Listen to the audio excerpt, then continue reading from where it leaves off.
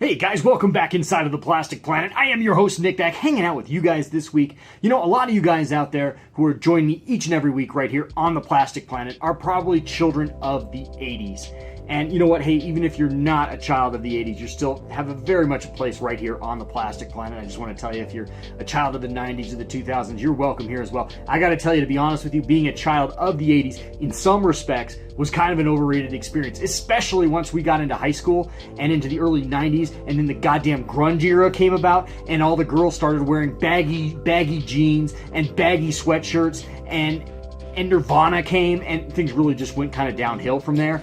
But from a sheer toy standpoint, growing up in the 1980s, I gotta say, we did have the sweet spot. We were incredibly spoiled because we got this stuff first. We got this stuff when it was fresh, and we got this stuff when it was brand freaking new. In 1984, a movie came out.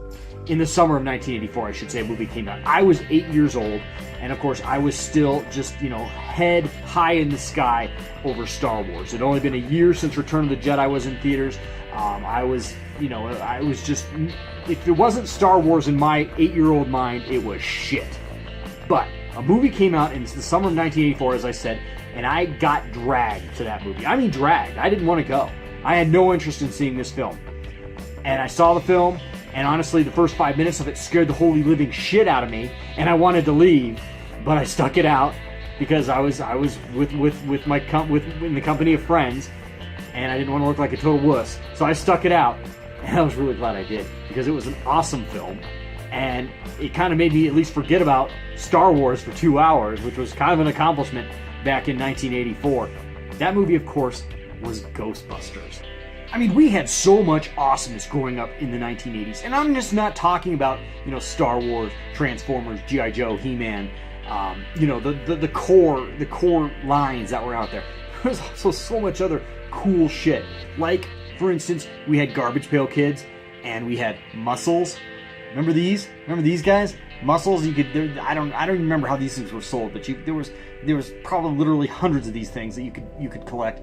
So we had these guys. These guys were like a fad for about 6 months in the 4th grade, if I remember, maybe the 3rd grade. But yeah, we had Muscles. We had Pound Puppies. This is my Pound Puppy from when I was a kid. I named him Coco. He was very special, and I took very good care of him, if you can't tell. Yeah, Coco was a bit precious to me. One time my sister hid him from me in a dirty clothes hamper and told me she'd warped him to the 5th dimension. And I was almost stupid enough that I bought it. Nevertheless, yes, so we had Pound Puppies. Like I said, mine's was Coco. We also had, that's right, this is my wife's, this is not mine, but she hung on to this. We had My Pet Monsters. That's pretty awesome, right? So yeah, that's just a small sampling of just the multitude of different awesome toy lines we had in the 1980s.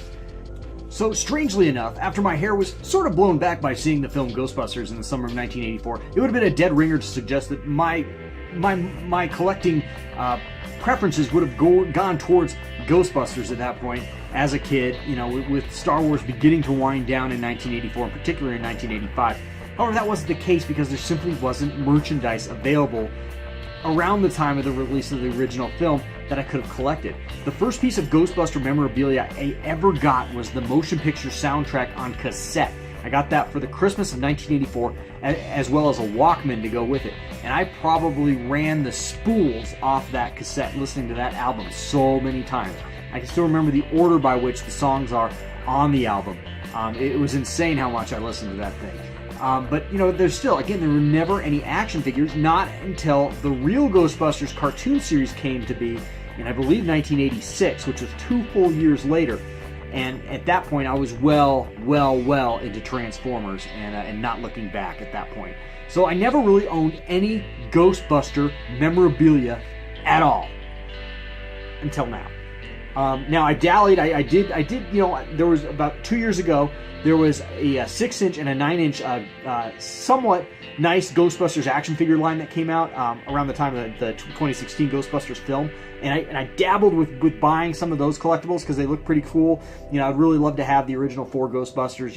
Egon, Ray, Stantz, and Winston. That would be really freaking awesome. So I dabbled in buying them, but at the same time they were not the cheapest. They're like $20 to $30 a piece, and when I added it all up, it was just I was like, I'd rather get a Hot Toys figure, guys. That's kind of where it always lies for me as far as buying offshoot, collections. It always comes back to, well, do you want to spend it on this or do you just want to get a Hot Toys figure?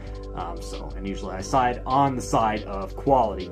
But nevertheless, finally, just a few weeks ago, I bought my very first Ghostbusters Collectable. And I found this at a flea market for a really nice price for retail, but I hadn't been able to find it at retail, but I know it's available at your Walmart right now, Walmarts and Targets right now, and that is the Metals Diecast Ecto-1.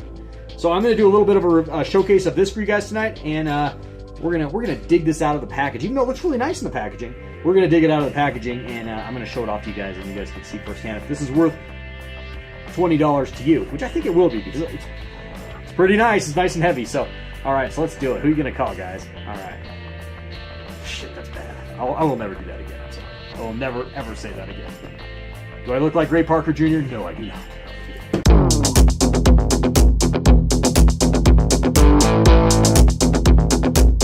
Knickknacks Plastic Planet.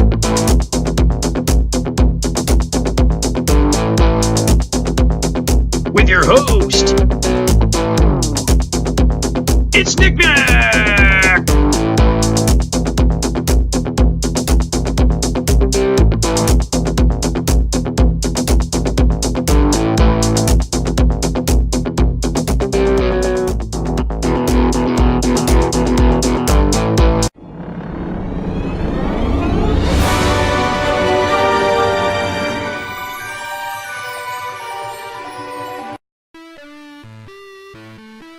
Alrighty, and here it is, completely removed from its box, which I was trying to at first to carefully remove, because it actually was a nice box. Unfortunately, to get it out, I kind of had to get a little more gorilla-ish with it than I wanted to, and as a result, the box will have to be thrown away. It did come with those little like tiny screws at the bottom. So actually, if you have a screwdriver handy, it's really easy to get out. You're not messing around with any of those insanely maddening twist ties or any of that bullshit. So yeah, so once you get out of the box, though, it is really, really nice, guys. As you can see, it rolls. Look how smooth that rolls. Beautiful. Nice rubber tires here, or at least rubber feeling tires. The front doors, I do believe, open up. Yeah, look at that. And you can kind of see into it a little bit. I don't know if I'm going to do it justice here, if there's enough lighting to do that justice, but yeah, looking really, really nice. I believe the back door opens up as well, so they can, get their proton packs out. Really, really cool. Of course, the license plate on the back. Isn't that awesome? Ecto-1. Really cool. I mean, this is for $20. This is an insanely awesome piece. Again, die-cast metal, a lot of plastic, but die-cast metal throughout the body of the car. The hood opens up. You can see the engine inside. Looking really, really awesome. Of course, all the gizmos and gadgets on the roof, along with the siren. Yeah, again, look how smooth that rolls. I mean, that's just nice.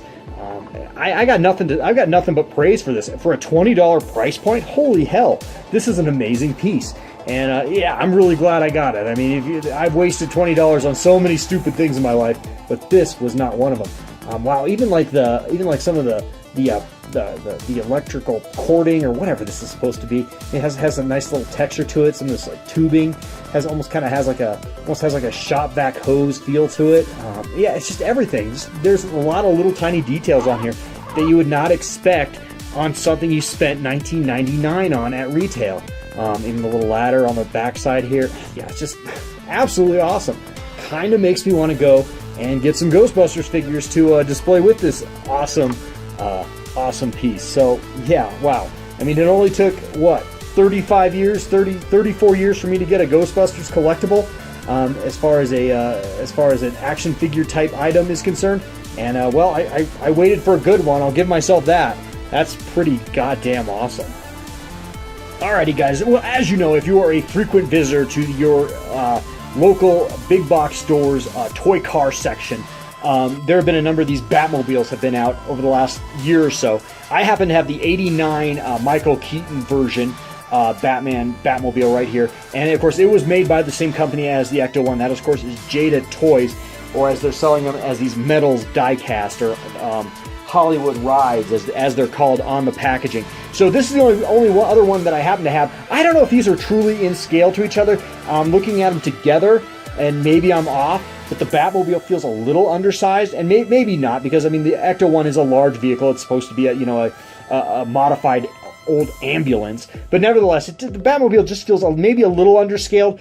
Perhaps not, again, but again, these are just absolutely fantastic. For $20, you can't go wrong. I, of course, have the 89 Batmobile. You can get the 67 Batmobile with the Adam West Batman. They also have the Dark Knight Batmobile, featuring the Christian Bale Batman from the Dark Knight trilogy, as well as the new Justice League Ben Affleck Batmobile as well. So those are all available. You probably already know that. They've been out there on the stores. I've only picked up this one, and I've thought about getting the other ones, but just haven't pulled the trigger on those as of yet.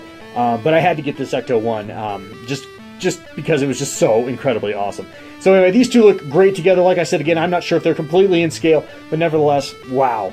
For $20, guys, you really can't go wrong, can you? These are absolutely fantastic. Alrighty, guys, well, that's going to wrap up this edition of the Plastic Planet. I hope you guys have enjoyed this little tiny showcase / review of this awesome Jada Toys Ecto-1, which is should be readily available at your Walmarts right now in the car toy car section, in the Matchbox section. Really, really awesome. For $20, this is incredible. Once in a while, guys, it doesn't happen a lot, but once in a while, a mass retail item will come out that you honestly feel like you ripped them off. And that's what this piece feels like to me. With the die-cast metal, the rubber tires, just everything, the detail, everything. This feels almost like a premium item for $20, which is incredible. And also the Batmobiles I showed up to, absolutely nice. So you know what? These are absolutely worth the cheddar that you'd spend on them. I highly recommend. Well, anyway, like I said, that's going to wrap up this edition of the Plastic Planet. A couple items of business, though, before we go. Check us out on Instagram. I am trying to get more of a presence on Instagram now, more than ever. I've been on there for a while, but I haven't really been doing a lot. But that's changing. I'm going to be on Instagram every single day posting little tiny micro videos and photos of the Plastic Planet, behind the scenes stuff, all kinds of cool shit on Instagram. So follow us on Instagram. Check us out. Like I said, I'm going to be trying to do at least one video every day, maybe like a figure of the day kind of thing. So check us out on Instagram. It's going to be a lot of fun, as well as follow us on Facebook. We are on Facebook. Look us up on Facebook, Knickknacks Plastic Planet. You'll find us on both Facebook and Instagram under that name, and follow us and like us, because you know what, you're going to get more behind the scenes stuff, more awesomeness, more Plastic Planet that way. So look us up on those two sites. And you know what? Until next time, guys, hey, you know what? Life is short, so god damn it, go out and buy some plastic crap. All right, guys, till next time. I'll see you guys later in the week with Hot Toys Hump Day, so look for that as well. All right, later.